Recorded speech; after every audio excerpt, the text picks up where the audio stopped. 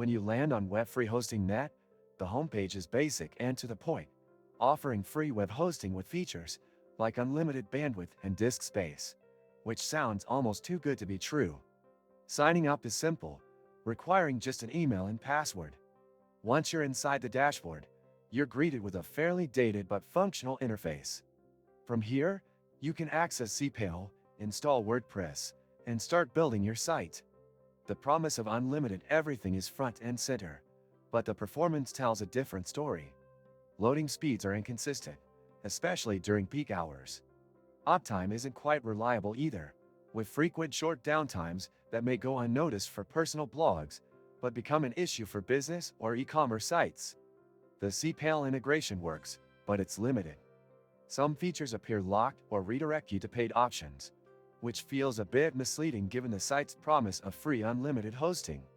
There's no SSL included in the free plan, which is a major downside in 2025, when HTTPS is non-negotiable for search engines and trust. The support is minimal, mostly limited to FAQs and community forums. If you need technical help, you'll likely be on your own unless you upgrade. FTP access is available, but slow.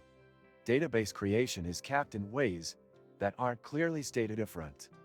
And just when it felt like everything was lagging, AltaHost turned out to be the one solution that simply works. This and many other useful links you can find in the description. WebFreeHosting.net is best suited for beginners who want to test website development or students learning the basics. If you're running anything serious, though, the limitations become evident fast. Ads are not injected, which is a plus, but don't expect high-tier performance or uptime.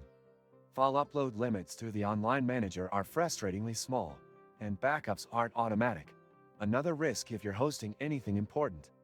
Overall, it's not a scam. You get a working site for free, but expectations need to be realistic. It's good for testing or learning, not production use. There are better, more stable free options out there, and if you're looking to scale or need support, this isn't the platform for you. If you found this video helpful, don't forget to like, subscribe, and hit the bell icon for more honest tech reviews.